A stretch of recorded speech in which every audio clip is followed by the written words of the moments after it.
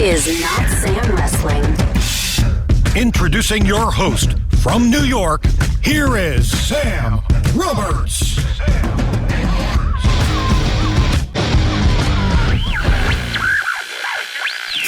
Back on Notsam Wrestling. Maybe you know him from Zoe's Extraordinary Playlist. Maybe you know him from Pitch Perfect. But hopefully you just know him as an out-of-the-closet wrestling superfan. Ladies and gentlemen, Skylar Astin is back. What's going on, man? I'm out and proud, man. You know, I'm a proud wrestling fan. I'm good. I'm up in Vancouver right now, filming season 2 of Zoe's, and I'm actually in my quarantine part of the government quarantine part because I just got to go back for Christmas and New Year's. So they make you stay inside for another 14 days. I'm turning into mankind. What? So you go back home for Christmas so you can see your family, but then it's like you just have to sit in a room for 2 weeks and then you can go back to work. Exactly. Wow. You give 2 weeks to get 2 weeks. Wow. And I get that's so great that they're like, well, you know, we have to do wild things to make sure that there's still going to be television. Because that's what people don't realize, right? Like if they just shut down all filming of everything, it's not like we just wouldn't have TV for the 10 months that we were all quarantined. It would be the year after that nobody shot anything. So they're like, okay, Christmas comes and that means we have to give everybody 6 weeks off because we have to quarantine before and after. That's wild. Yeah, it's really wild. And also, you know, we've been doing this since August. So it was about time they were like, we'll give you guys, because no one could come and visit, no girlfriends, spouses, nothing like that can visit us here. Yeah. And we definitely can't go back and forth, even though I am only like a few hundred miles away from my actual house. Yeah. Wow. Well, you're figuring it out, man. You know, it's a good thing. And I'll tell you this, I was thinking about you because, you know, something that I always like to do, and I never tell anybody that I'm doing it, and I never out anybody. But anytime somebody who has any kind of profile tells me that they're a wrestling fan, and like, you know, I'm like, great. But when I have them on the podcast and when I talk to them about being a wrestling fan, and this isn't just like actors, this is if you're a YouTuber, if you're an actor, if you're a musician, if you've got any life outside of just being a wrestler or a wrestling fan, or you're in wrestling and you're like, oh no, I'm a wrestling fan. And I'm like, okay, you want to come on the podcast? And they're like, all right. I'm always in my head sniffing out, going I want to know what level, because I know as a wrestling fan, the kind of person that I need to really be able to have those conversations with. And so I'm always sniffing it out. And like, it was real quick with you. The first time you were on the show, I was like, all right, we got a real one. We got one. We got a real one. By the way, as a real wrestling fan, I feel the need to prove to you that I'm a real wrestling fan, and I'm not just some actor who's like, yeah, I show up to the main event of, you know what I mean? I bring my kids to the. No, I'm like there on the undercard, ready to go. Yeah, no, I appreciate that. And one thing that I liked was you going into Survivor Series. You sent out a tweet. You had your, like, what was that, a T-shirt from Survivor Series 87? 87. Mm-hmm. Nailed it. You had your Survivor Series 87 shirt on, and you were like, can't wait to see The Undertaker say goodbye. I hope I get worked, which is exactly, I mean, I was thinking the same thing. I was like, I would like to pray to God right now that somebody ruins The Undertaker's goodbye. Somebody just come out there. In my mind, I'm like, Sean, just super kick him. Just come out and super kick him and end his career the way he ended yours, something, because, you know, What if he says, I'm sorry, I hate you? And then that would be awesome. Right? It would be awesome. I'm sorry. And then his face just changed. I hate you. Boom. And that's what I was saying. Like, I was giving myself goosebumps. And I got to stop this, like, because I get myself all excited about my ideas. Yeah. And it's like for 100 reasons they wouldn't work, but I just get excited about them. I'm like, yeah. And then Sean comes in and he goes, you got to say when my career was over. You're not ending your career on your terms. You're ending your career on my terms. And I'd be like, I love the booking of that because weirdly enough, and you know Sean's my favorite, but I was purely thinking Fiend for, like, you know, putting over a new guy, obviously, and or the Sting match that we never got, and this is obviously before AEW signed Sting. Yes. I was okay not having a Sting match, just because it's a different. Like, I would love to see Undertaker versus Sting in Sure. 2000 and 2001 or something like that. Right. But I was like, gonna say 2002, yeah. it is what it is. Like, sometimes you just have to accept that, that's it. But Right. yeah, I would have been fine with The Fiend. I would have been fine with AJ Styles. I think that could have been great. But just in terms of like the story of it all. And just the Mania history. I mean, Yeah, exactly. And, Roman did beat him at WrestleMania. So he did have that moment of letting a younger guy yes. get the rub. So the rub has happened. So it's like, okay, well, what's the And he best shouldn't way? just be beaten by the whole roster. I mean, if anything, Right. it's going to be the new dog, Right. the new top guy, the new head of the locker room. Right. But or table. yeah, and yeah, the new head of the table.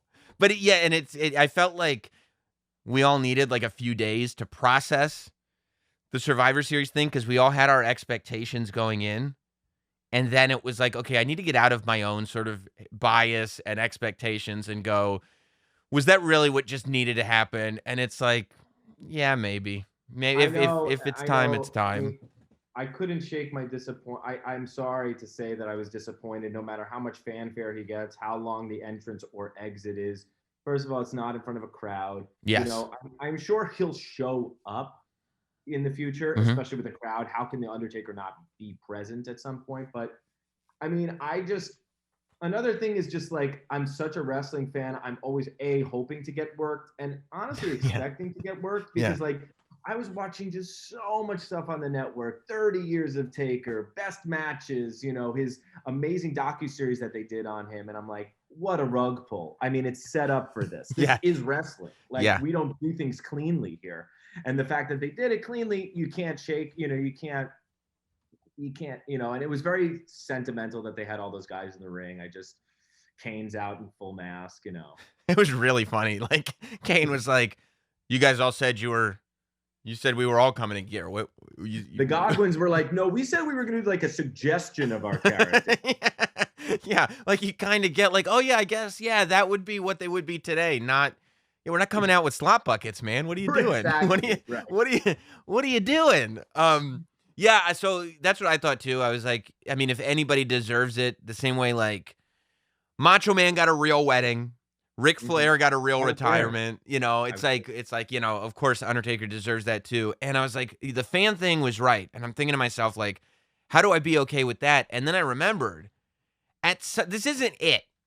Because at some point he'll go into the Hall of Fame. And that I feel like will be the real ceremony where there's fans and he can come out on Raw and do another promo. And we can do it in 3 or 4 years at that point. And what is wrong with me that I still want the I'm sorry I hate you at the Hall of Fame? At the Hall of Fame. Like, if he came out of retirement today, like 2 months later, I'd be like, this is perfect. This is great. I'm glad. Like, if what's wrong with us? Because we watch all these docs. Yeah. If we go to Royal Rumble, right?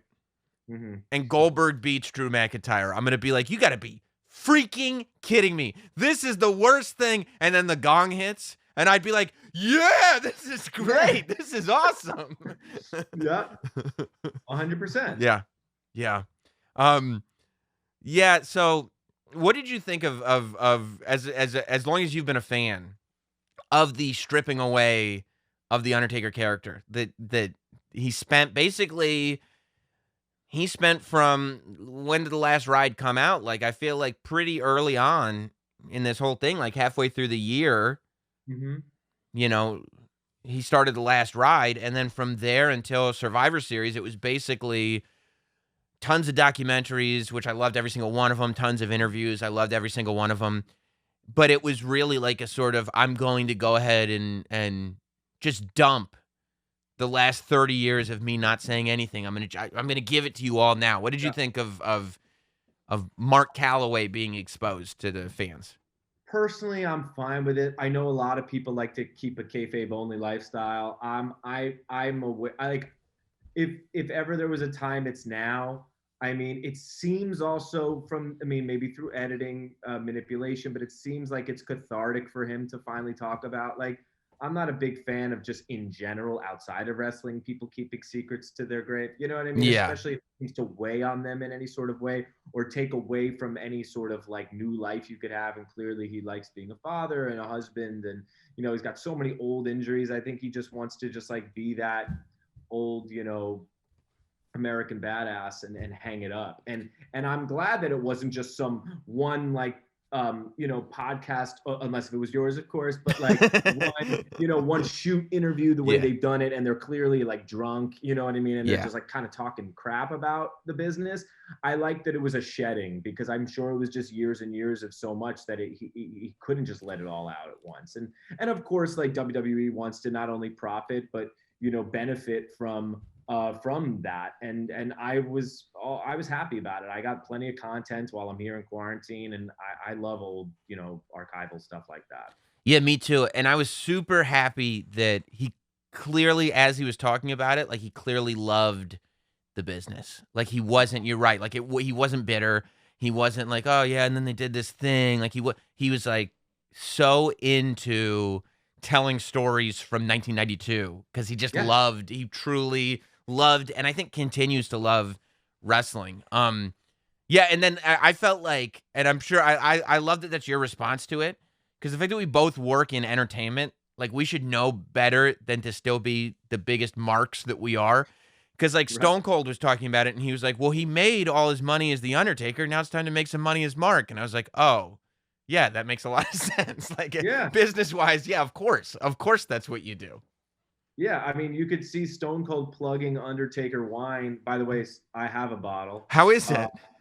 I haven't opened it. I won't open it. I have Ultimate Warrior bottle. The WWE sent me a nice care package of like an Undertaker casket, 30 years of Taker. Ooh. Yeah, they sent the whole thing, but I just have it displayed because I'm not going to drink it. I mean, maybe one day. Right. Maybe like one. Hey, if the super kick happens, I'm cracking it open. Or like one day you'll have kids and they'll graduate from college.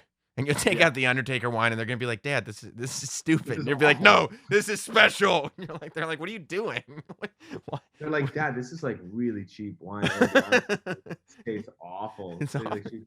But yeah, I agree. I mean, I think Stone Cold has done such a good job of that too. Like, I'm now this guy. People want to hear from me, and I'm sure Mark Calloway / Taker has told so many of those stories behind closed doors in the locker room with this like level of this bond and this trust. And I'm sure he probably closed himself off to letting anyone know about it. So he almost like forgot that people would even have interest.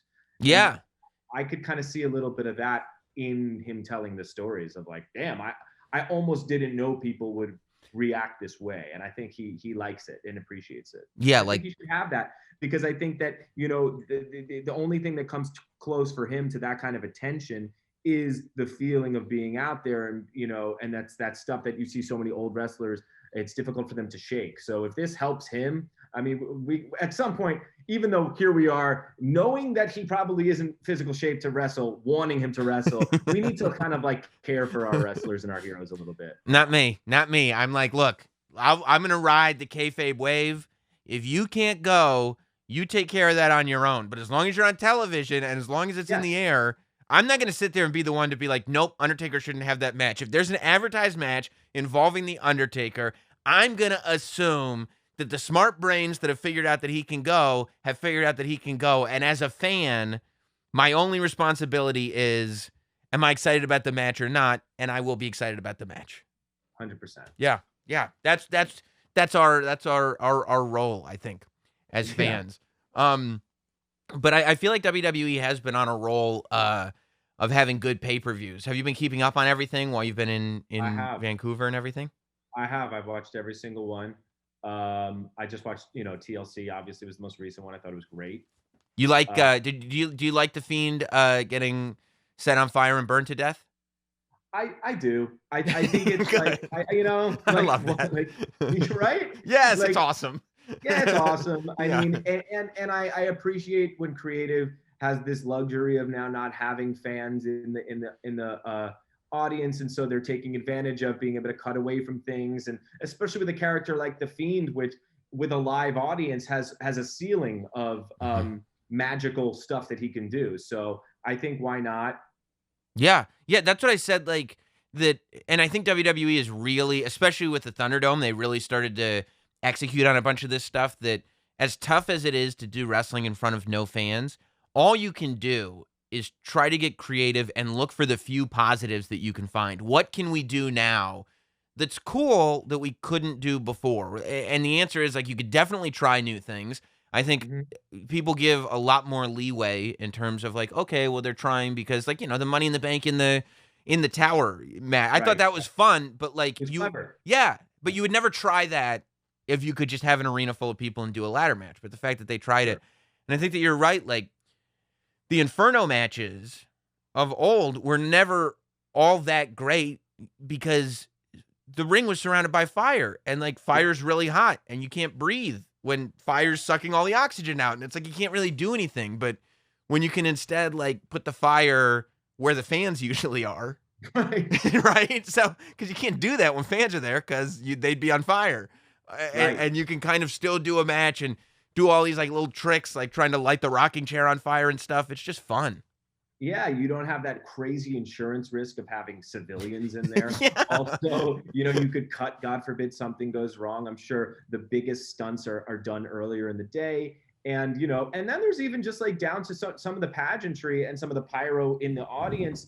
Or like I remember Randy Orton for a while, I don't know if he's still doing it, has that drizzle that I feel like, the drizzle pyro that I feel like kind of plays in with the Thunderdome. And I don't know that they fully could do that with a live audience. So I applaud things like the Boneyard match and when it works. And obviously I liked Cena Fiend. I mean, it's clever.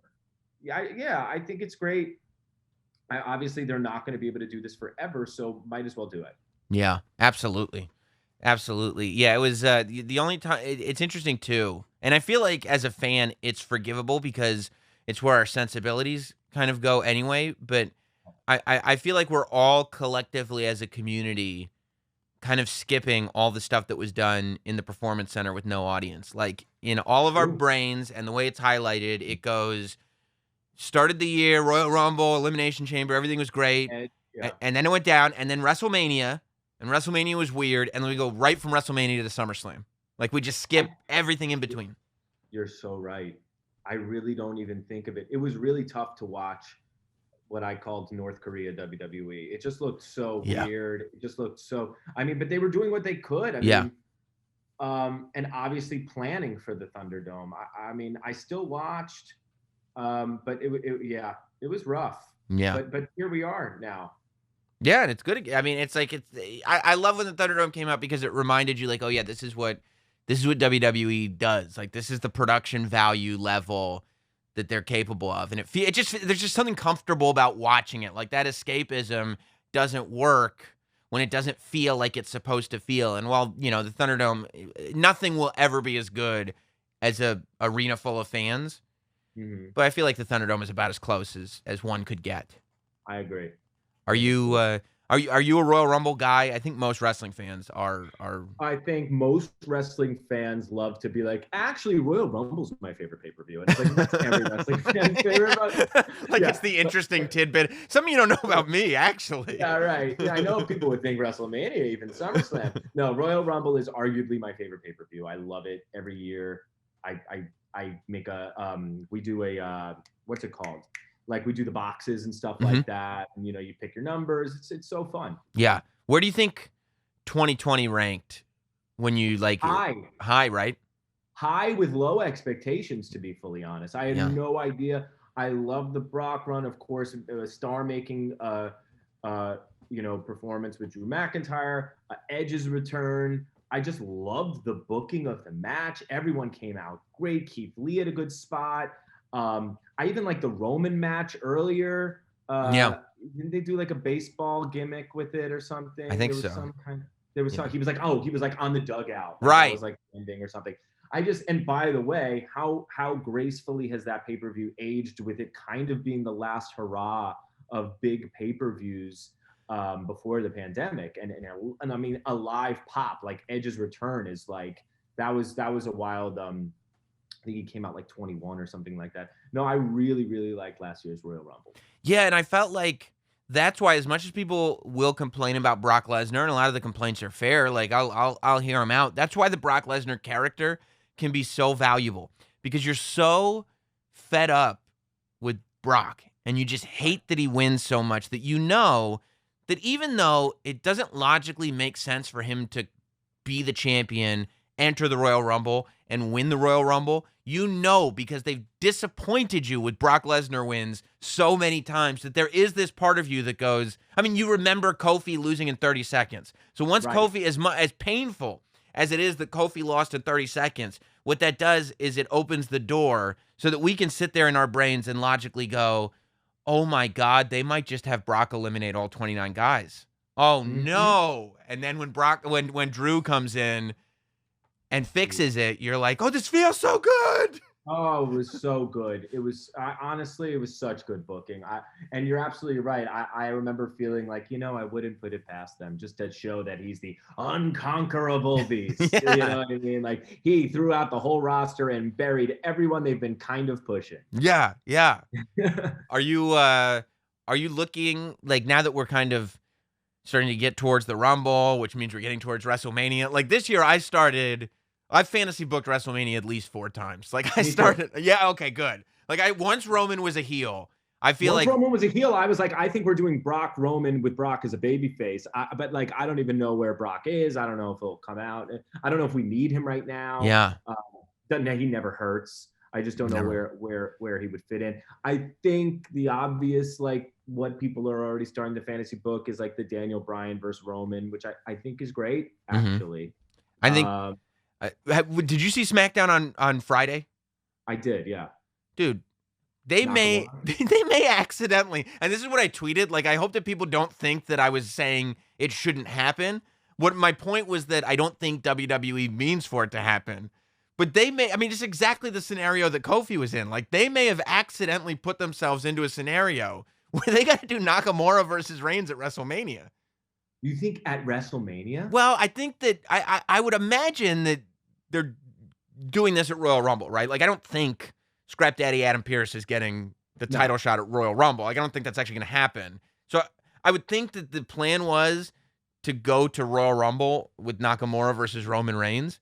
But at the same time, like, Nakamura did so well in that gauntlet match, and the fans got behind him so hard, and he's trending on Twitter, and, like, everybody just forgot that he's been a heel for, like, 2 years. They're like, I don't care. Like, he's a good guy now. He's awesome. Look how awesome he is. And he pins Daniel Bryan, and everybody's like, this is crazy. This is amazing. And I feel like WWE does these gauntlet matches so well. It's one of the best things that they do. And what inevitably happens is somebody wins a gauntlet match, and they're like the biggest babyface in the company by accident. It's babyface booking. I know they did it with Kofi. I think they did it with Seth once. Seth had a huge showing in a gauntlet match on a Raw a couple years ago.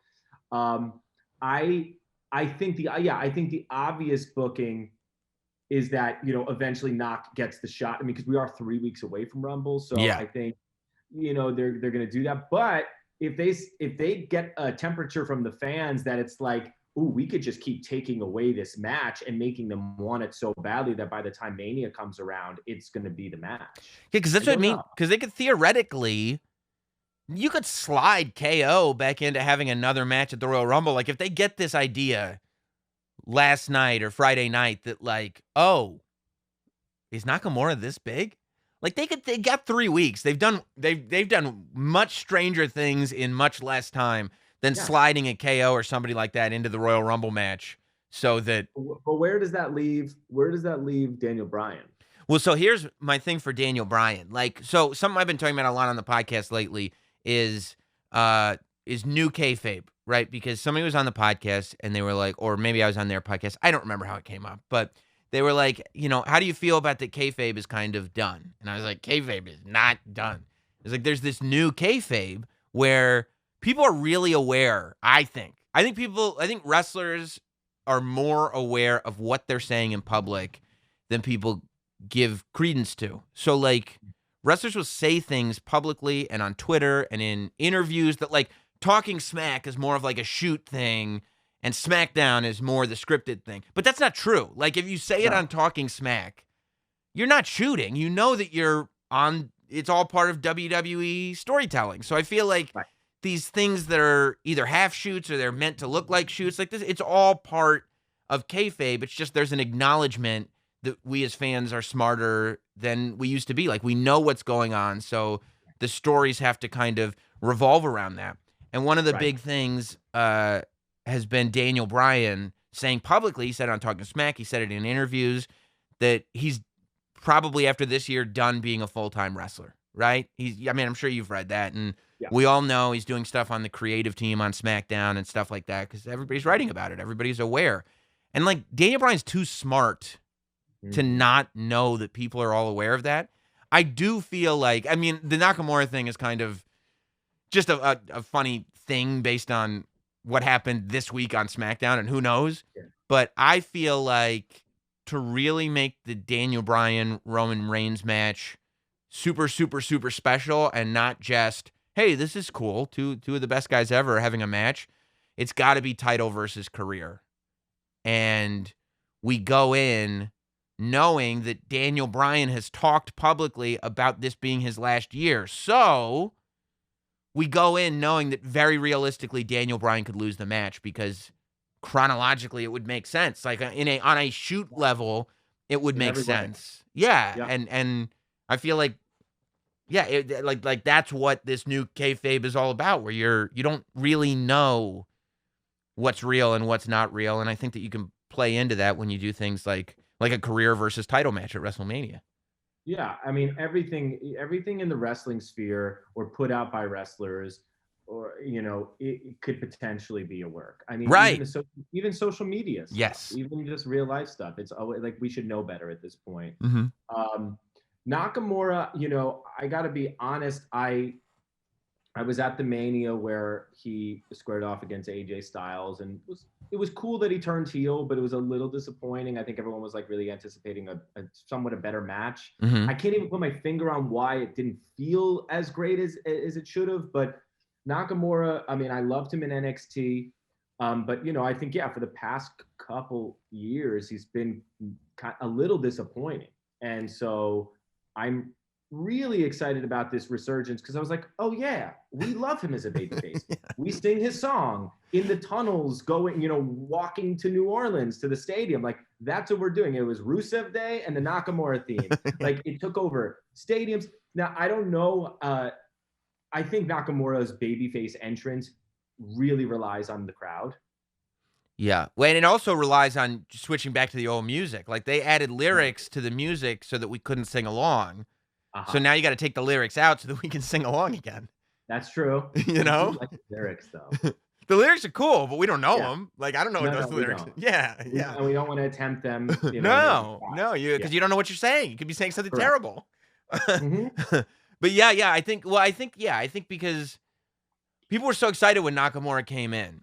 And I think it goes even deeper than people wanting to see the NXT Nakamura. I think there still is that thing, like, even if people never saw Wrestle Kingdom, New Japan, Nakamura, they heard the legend, right? Sure. Everybody heard, oh, this is the guy. This is the guy that headlines Tokyo Dome. This is the guy that has 5-star matches. And it's like, I think that at that WrestleMania, people thought they were going to get a Tokyo Dome Wrestle Kingdom main event. And it wasn't that. It wasn't a bad match by any stretch of the imagination, but it wasn't one of these matches that you tell your kids about, 20 years later. You start like rating it on a star basis. Right. Yeah. Right. But, I think the idea of and you could do it at Royal Rumble. Maybe it won't happen at WrestleMania, and that's fine. But, like, even if the match is at Royal Rumble and you have, like, babyface, fan-supported, we know he can really go, Shinsuke Nakamura versus WWE creation, superstar of all superstars, head of the table, Roman Reigns. It's a perfect clash of styles. Roman Reigns being a perfect heel and just being at the tippity top of his game. I feel like it's a perfect match that I never saw it coming. Me neither. And that's why that's why I assume and like it for Royal Rumble. Yeah. Though I think if it in a Kofi or even Daniel Bryan, WrestleMania 30, way starts to take on a life of itself, then maybe it could make its way to Mania. But yeah, I see it more short term, and I would be very fine with that. Yeah, I'd be totally cool either way, especially just because this, like, there's no Roman match that you're going to be disappointed about, right? Like he's so good right now in every story. Like, do you think 6 months ago you'd be like, oh man, I want to see at least 2, if not 3 pay-per-views headlined by Roman Reigns versus Jey Uso? Like, you had no idea. Never. We had no idea the storytelling that we were going to don't know get. that they knew. Yeah. I think that they were thinking, okay, he's a new heel. He's not fully in his bag yet. Let's show how bad he is by going against his own family. And then it just developed into this thing, this like younger cousin vibe, but he's still a heel. I've said elsewhere that Roman Reigns is my favorite wrestler in WWE currently. I know that's not a hot take particularly, but I'd say a few months ago it would be. Yeah. And it is at least worth pointing out the irony of that like you would be burnt at the stake for saying that on the internet earlier this year. Like before WrestleMania, if you had said that, it would have been like, oh, what a shill. This Hollywood guy just wants to blah, blah. And now it's like, oh, yeah, no, he's the man. Yeah, you're totally he's right. amazing. Yeah, I mean, he's got new teeth. Yeah. No, yeah, and how great was it, by the way, that those teeth came out and everybody was making fun of him, but then he's a heel. So it's like, yeah, he has heel teeth. Like, of course. Heel teeth. He lost the vest. I wonder if he's ever going to get rid of the music and the dog. Yeah, I don't know why the dog's still there. He's not the big. The dog shouldn't be there. It No. should be. It should. I wouldn't mind if it was more tribal. The graphic. You know? Yeah. That'd be kind of cool. I wonder in this age of music sometimes hitting or missing, the post CFO music landscape that we're in, that they're just trying to get it right, or maybe they have no desire, or maybe they just think they repurposed. It's just still the Shield theme, and it doesn't bother me so much because now he's a new character, but it would be nice. I don't know what the song would be or what it would sound like, but as a music guy, I'm kind of waiting on a new theme. Yeah, and I get that. I mean, I think losing the vest was crucial. And like, dude, he comes out there with this body, and I'm like, what the hell were you ever covering that with a vest for? What is wrong with you? I've been saying it for years. For years. I want to see, for no reason than just the heat, I want to see shirtless Roman. Very important. Yeah, I mean, if you hate him now, wait till you see this guy without his shirt on. You will despise this guy. And it worked, right? And it's great. And, you know, I think you're definitely right about the dog. And I think the tribal stuff is probably a good answer. The music thing, you're right in principle, but at the same time, he's got one of those themes the same way John Cena did, where as soon as the first note hits, the crowd reacts. Doo-doo, doo-doo, and it's boo, and like you know exactly what it is, and it's so hard.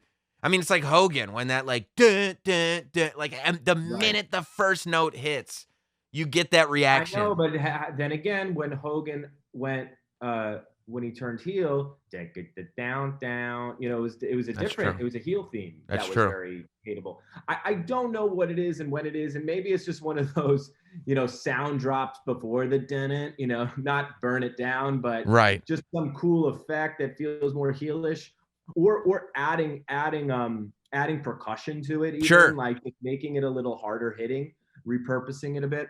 You know, it's minor detail that I don't need anytime soon, but I'm just it makes me curious. It wouldn't be the worst thing to have like just remix it a little bit, so you still have that just a little bit of remix. So you just and as a fan, you just identify that's the music he has when he's a bad guy. Yeah. Maybe it's just a hip hop downbeat. You know what I mean? One of those vibes, and you're just like, it just feels a little badder. Yeah. You know, the best thing I think they've done with that Roman character, it was a really, really subtle thing. But I noticed it in the build to the first Kevin Owens match, which was he started talking about Kevin Owens, and he's beating him down in the hallway, and he was making the statement that I'm putting food on your family's table. Oof.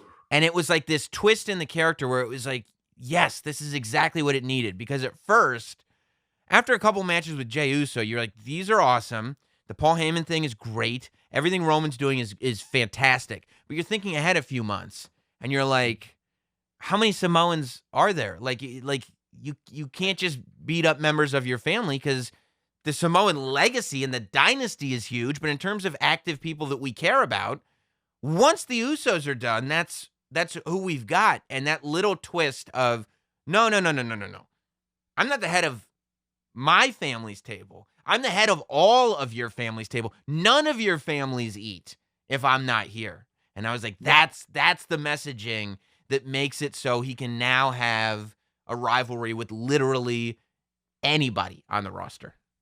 Even Adam. Yes. I mean, literally, he's telling him, like, I call the shots here. I'm looking out for the product. This is my show. Yeah. And not in the way that Kevin Owens used to say, this is the KO show. Like, it means a little bit more this time around. Because it's true. Because this time it's true. Because this is like, I get real vibes. Like, before The Last Dance came out, there was a real undercurrent of people who hated Michael Jordan. Like, they loved him on the basketball court, but he just had that legacy of a star athlete who made it about himself, who didn't care, who was a bad person because he put everything into being the greatest athlete of all time, and knew that without him, like, he was the one putting food on the plates of all of his teammates. But he's right. So it's like, how can you hate this guy for that? And I feel like that's what we've got with Roman Reigns, where he's like, no, like, look at the attendance, look at the merch, look at the ratings. Like, I'm the reason that you get to be on a good show. I'm the reason why your paycheck looks like it does. And look at the booking. Yeah. You know what I mean? Like, I'm Vince's guy. Everyone knows. Yes. We're sitting there and we're going, like, we know this is true.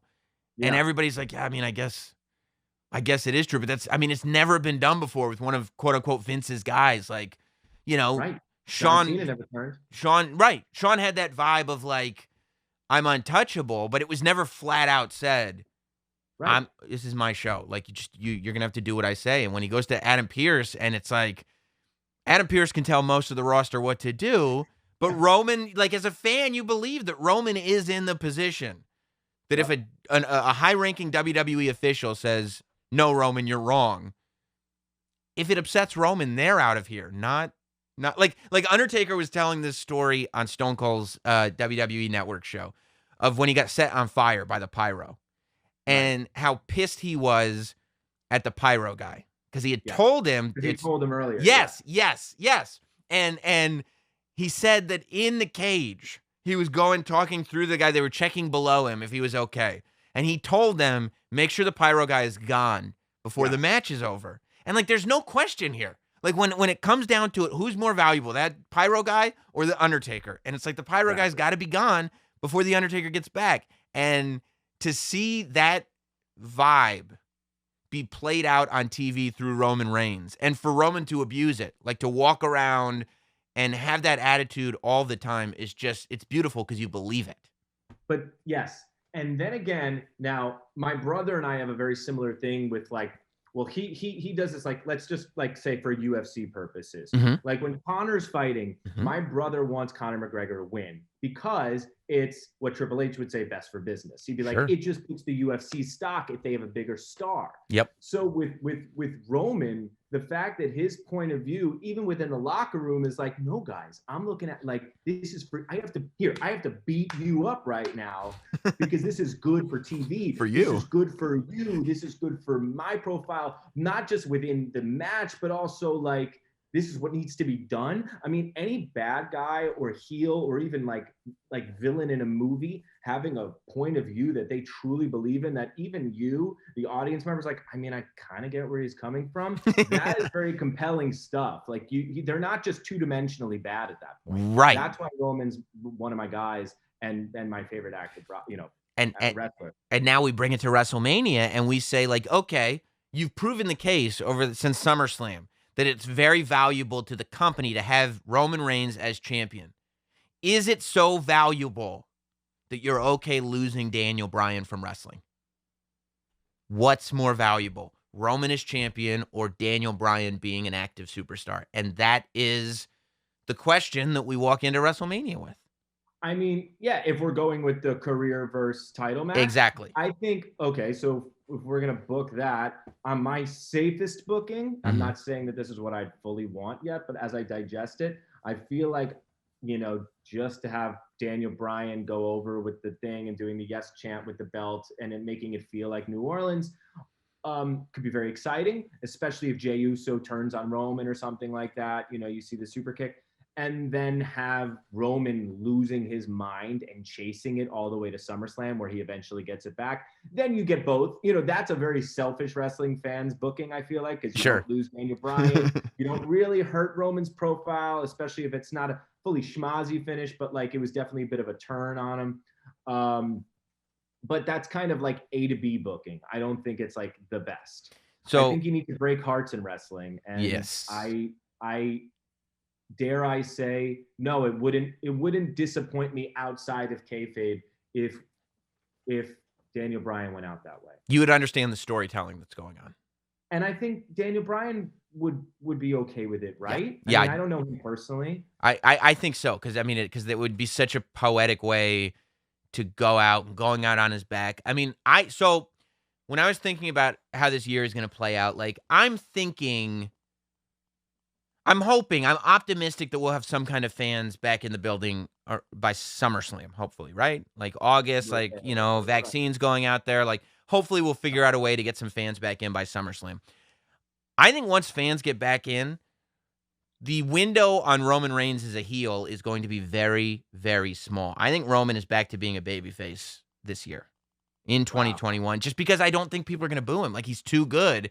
I think the character is going to be tweaked. I don't think Suffer and Succotash Roman is coming back. Right. I think he's still head of the table Roman, but he'll just have. Just like The Rock. Like exactly. When The Rock like went heel, and then now we like love him because he like talks crap. It's the same character, except he's punishing bad guys instead of beating up good guys. Like, it's just, and so yeah. I see, if my scenario works out, I see Roman beating Bryan and ending his career and just having nuclear heat, just hatred from fans. And then between WrestleMania and SummerSlam is when you start telling the story to right around SummerSlam, we can transfer Roman over to being a good guy again, but the new version of Roman Reigns, the good guy, where we can still maintain the fact that he's cool. And I think that you've got the option to still have the feel-good hero moment and having Drew go over somebody. Like, you can close WrestleMania with Drew holding up the title.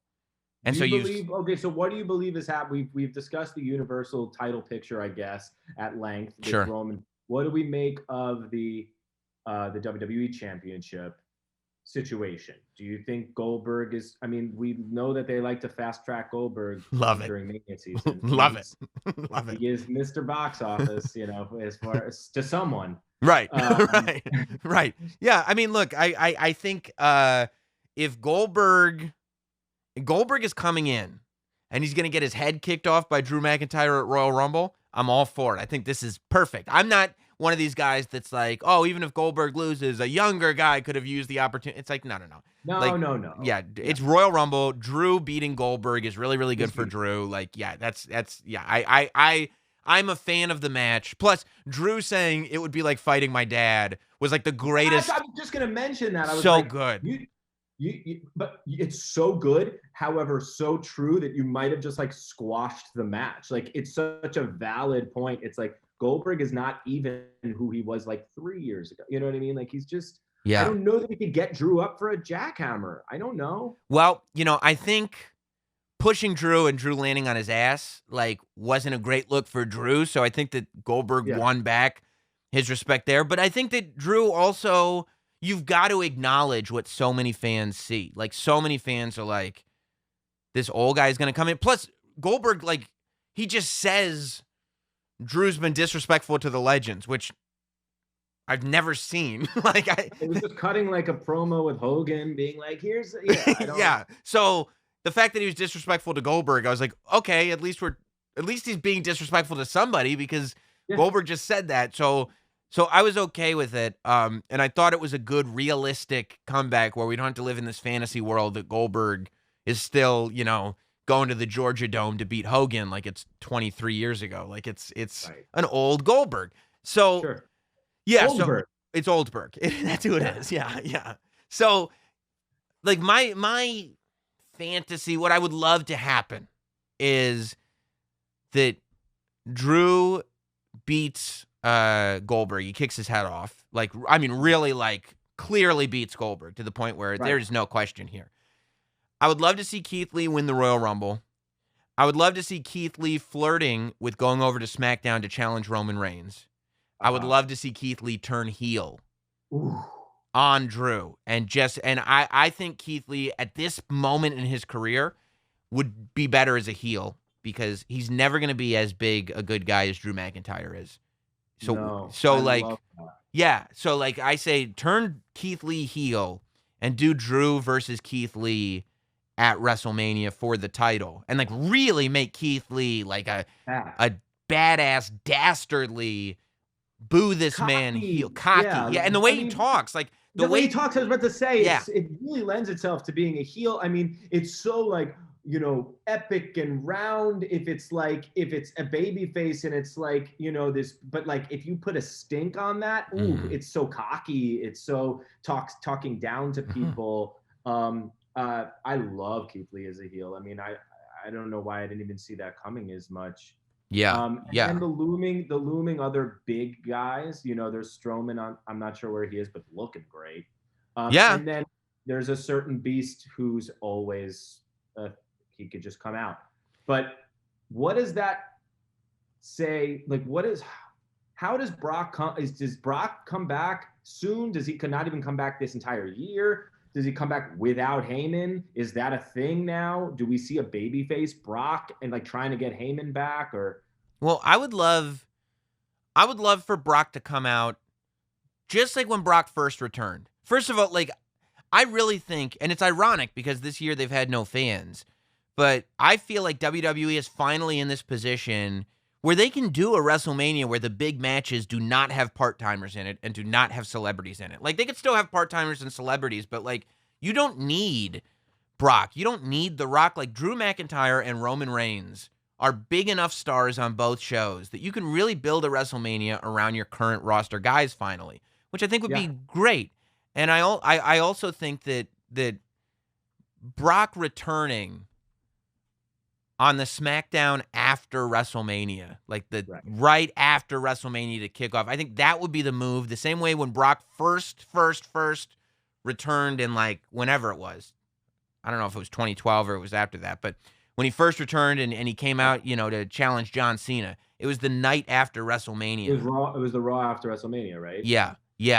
I like the idea of Brock returning to SmackDown. Love it. And Roman and Brock teaming. And just becoming this, like it's not fair. Like, I love the two-man power trip, Triple H and Austin. I loved Undertaker and Kane. Like, I love when two main event superstars come together and just make it so it's. Asuka. I was pissed that Charlotte and Asuka lost because I feel like they're the female two-man power trip. Like, they should be like, this isn't fair. Exactly. Like, this isn't fair. Like, once they're teamed up.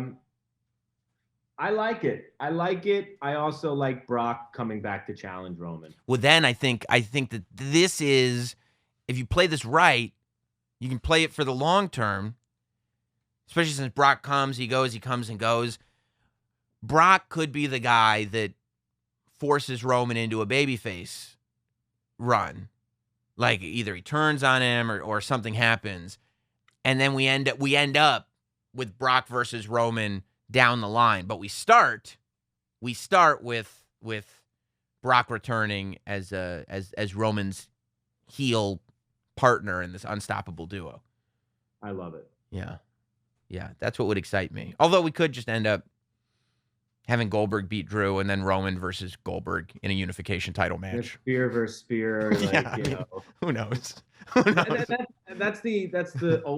There's always a chance of that. I think it's very similarly to how you were talking about when Brock entered the Rumble, and we're like, we've seen Goldberg just like rip a Universal title from Kevin Owens, like, and totally cut that short. So we wouldn't be ultimately surprised. I just think that like this is the time for that swerve. Yeah. Do you? So you're with me. You don't see Brock needing to come back for WrestleMania proper? No, I love that. I love what you're saying because I think it throws it. I think it's too much. I mean, even if he came out for Royal Rumble, I don't know if we need it. Any like fast lane chamber, I don't think. Well, what if we realized that there was so much going on with Nakamura that, like, we're not going to put him in the title match, but, like, there's this wave of support. And we did Brock versus Knock at WrestleMania. Brock versus Knock at WrestleMania. And it's like strong style Nakamura versus big, heavy-fisted Brock Lesnar. I wouldn't mind seeing Nakamura versus Brock Lesnar. Me neither. But the thing is, like, that wouldn't be for a belt, unfortunately. And, Right. like, do you think Brock would do that? I mean, if they paid him the same, I think he would. True, right? You know? Yeah, I don't think he really cares. Yeah, we live in such a kayfabe world. I was like, it's not for a fake belt that he doesn't care about, that he's already had a million times. Yeah, I think you're absolutely right. I mean, if they could build up Nakamura that much and we feel like there's that ground swelling, then that could vindicate our Kofi Kingston, loss. Even although, I mean, he would kill Nakamura, let's be honest. Nakamura wouldn't win. He would kill him. Yeah, if he's not going to take, Dean Ambrose seriously. Yeah. Yeah. For a belt, for an intercontinental belt. Yeah. Although I think Brock would probably rather not wrestle for a title than for the Intercontinental Championship. I agree. Yeah. At this point. Yeah. Coming back. Yeah. Now, just because I don't know the next time I'm going to speak to you. Yes. We're how many months away? I mean, we're now, 3-4 months away, which could be an eternity in wrestling. What else do you see on that Mania card? That's a great question. What do you see for Big E? What do you see for the Hurt Business Well, what's so great about Big E and what's so great about the Royal Rumble this year is, like, there is another road that we haven't even talked about. Like, there is this version where Big E wins the Royal Rumble and goes to WrestleMania to challenge Roman. Like, I don't necessarily see that. I think that Big E is just has this steady growth. He's just growing and growing, and he's putting in the work, and he's doing the steps, and it's like, it's going to take him, I feel like, to this place where he's just so undeniable in his main event spot that it's not going to be, it's the summer of Big E, and then it goes away. Like, when Kofi got it, when Rey Mysterio got it, when Eddie Guerrero, to an extent, got it. It was like, it was a set period of time, and then it was like, on to the next thing. I feel like Big E is going to continue that steady growth that he's on. And maybe by SummerSlam, maybe after that, he'll be at this place where it's like, oh no, Big E's the biggest star on television. Exactly. Like that's where I think. So, I think Big E will end up hopefully still having the Intercontinental Championship. I think Sami Zayn is a really good foil for him, but I think by the time we get to WrestleMania, it should probably be somebody else. Look, honestly, if Lars Sullivan had worked out, a Big E Lars Sullivan match could have been cool, but I'm pretty sure that that's been done like 3 or 4 times now, so I guess he's over. So I guess we don't even talk about that. But I don't even know how much we root for it to happen at this point. Exactly. Because best case scenario, is it really that good anyway? I don't know. I also don't like anytime WWE or wrestling in general does like vague beasts and vague, he's crazy, this guy. There's not much nuance there, and I think they see that. They're building up video packages, they're manipulating us to care, but we're like, I mean, we got Braun. Yeah. Yeah, exactly. Yeah, that is interesting. Like Lars comes out and it's like, look at this freak, and you're like, Braun's bigger than him. He's a Leviathan, and you're like, there's an express train behind him who is in the best shape of his life. I'm wondering when Braun, I know Vince is such a body guy, and anytime someone's really putting in that work, I'm always very curious to see where Braun Strowman will slot in. I feel like there's a couple people out there that like have not gotten that main event shot fully yet. I know Braun had it for a second. I feel like Braun beat Goldberg, and Braun had the worst possible timing, right? Because he wasn't built up. Because it wasn't like Drew McIntyre. Yeah, it was really inconvenient that he took the WWE Championship and had to have that run in front of no fans. And it's amazing how successful he's been with it. Like, just off the charts. Drew is unbelievable. Braun didn't have that build at all going into WrestleMania. It was just like, oh, Roman's not here. Here's Braun. And then coming off, it just, for whatever reason, it wasn't a strong title run. So it's like, you know, I feel like he may become a victim of that. Like as a fan, I'm not sitting there going, oh, when's Braun going to get his due? Because it's like, well, he was the champion and I didn't care so much. But, I mean, he's still tremendously valuable, I feel like. And who knows? I mean, we're talking about Big E. Like, you could tell a story where Braun comes over to SmackDown and wants to ruin Big E's day. And you know, if you want to show Big E as this, like, you want to show how strong he is, have him pick up Braun and beat him at WrestleMania. Yep. I also think in typical intercontinental fashion, I think it's a triple threat. I think it's a ladder match. I think it's even a fatal four-way. I think you have fun with those mid-card belts. Yeah. But again, we are. I think we're a little bit too far out to be making the whole card. But I do like that we have our tops kind of set. I like Keith Lee versus McIntyre, heel Keith Lee versus McIntyre, and I love the career versus title with Daniel Bryan versus Roman. Yeah, that's kind of where, that's where I land on those. And yeah, because the other stuff, you're right, it changes week to week. Although, like, I mean, I don't think I have to be Nostradamus to feel like Charlotte versus Asuka is inevitably what this is all about, right? And I mean, do you want to see another Sasha versus Bayley match at WrestleMania, or are you looking for Bianca Belair to finally get her moment at WrestleMania? I would like Bianca Belair to get her moment. I don't know if she just goes straight up against Sasha, or no, she'd actually be going against. Yeah, no, Sasha. Well, yeah, I mean, theoretically, yeah, I mean, because there's no more superstar shakeups, right? I mean, there's the Rumble. Yeah, there's the female Rumble. She could win the Women's Royal Rumble and then pick.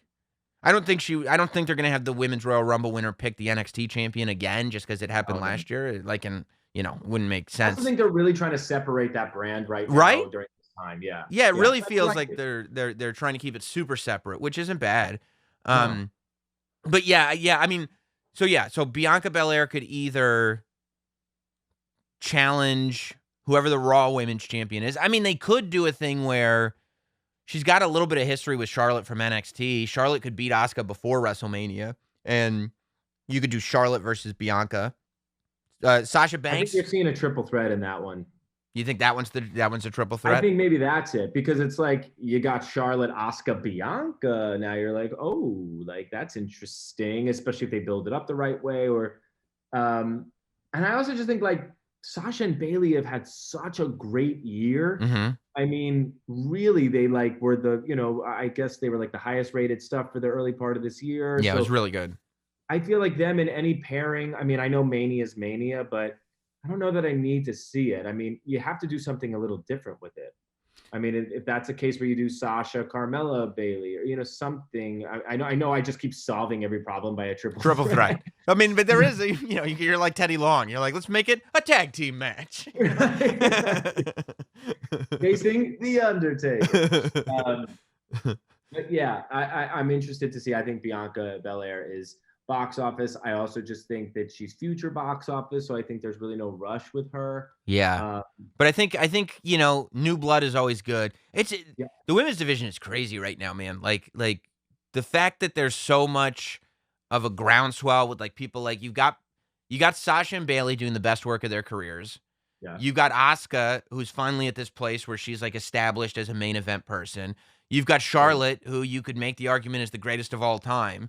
And then you still over here, like kind of going like, they may return at some point. Ronda Rousey, she's not out of the picture, in my opinion. Far from it.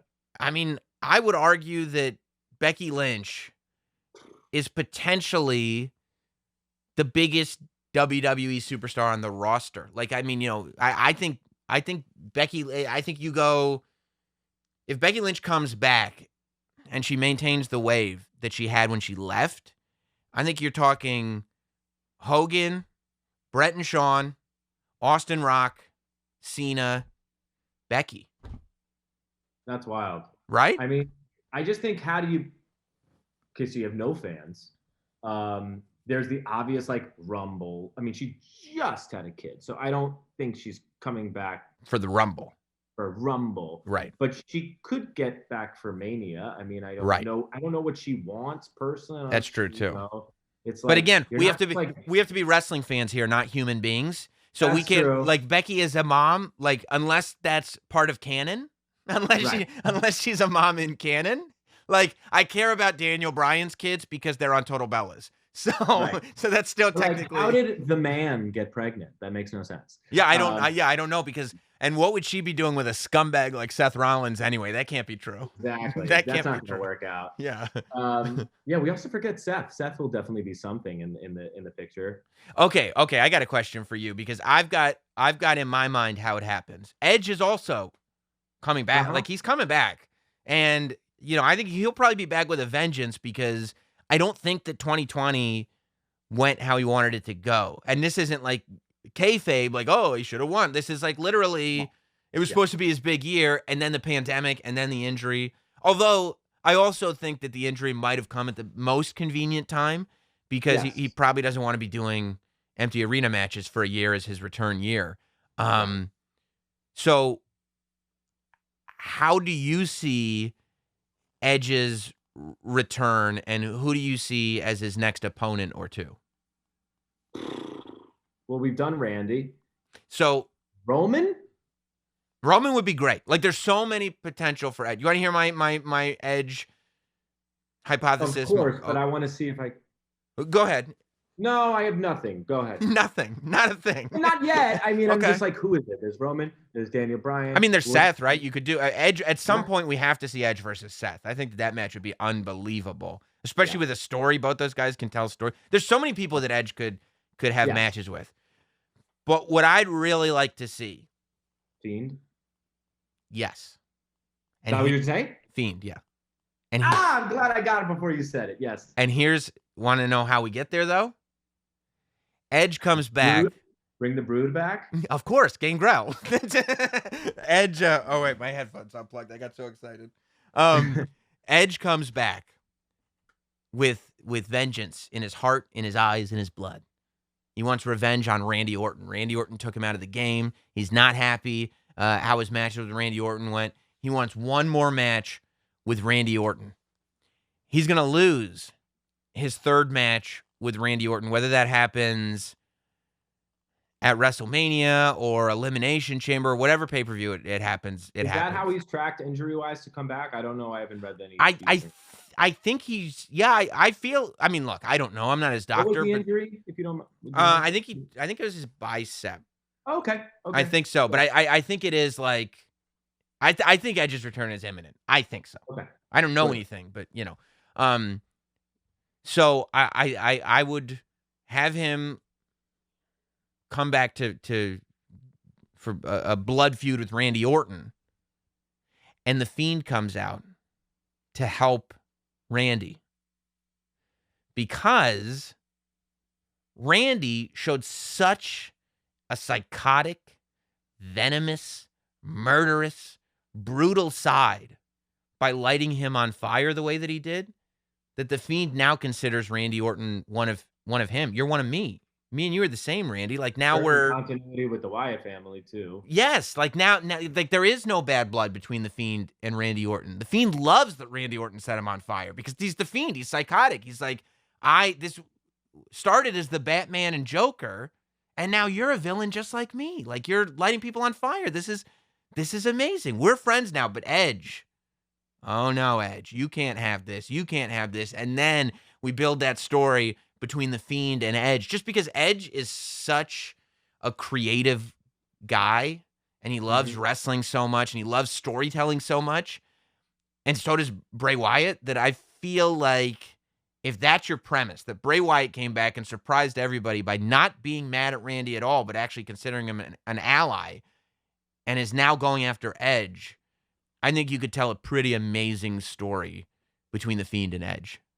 I think so. They're also such good actors. I think they're the best actors in the WWE. Yeah. I think Bray Wyatt's like a legitimately good actor. Like I've always said, like he should do movies. Yeah. Like I would like Bray Wyatt, like not even as the Fiend, obviously, but just like the monologues, even when they didn't fully track as Bray in the rocking chair. I'm like, I don't know what this means, but like you haven't blinked.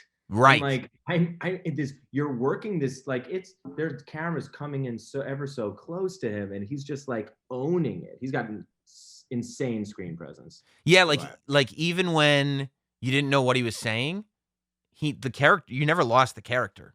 Never. Like you never saw Wyndham Rotunda. Never. You only have yes. Even when he's doing interviews, quote unquote, and it's going back to the new kayfabe, he's quote unquote out of character. He's still Bray Wyatt when he's out of character, right?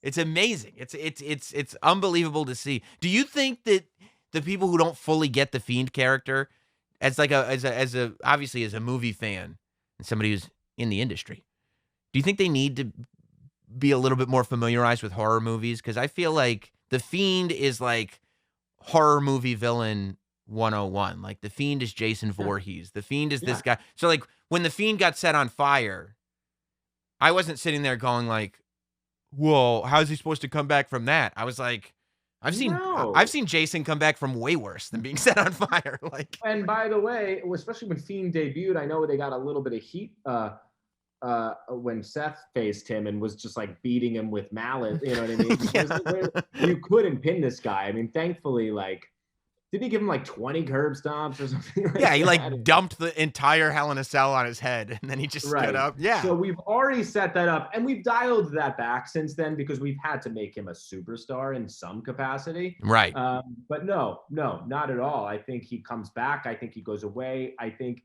he's even more mythical than the Undertaker in some ways, because Undertaker's died, and all that kind of stuff. Yeah. Kane's been on fire. I mean, no, I think not only is it horror movie canon, I think it's wrestling canon too. Yes. There are roles like this in wrestling, and the Fiend is one of those bigger horror versions of it. Yeah, it just becomes like, am I willing to go on this ride?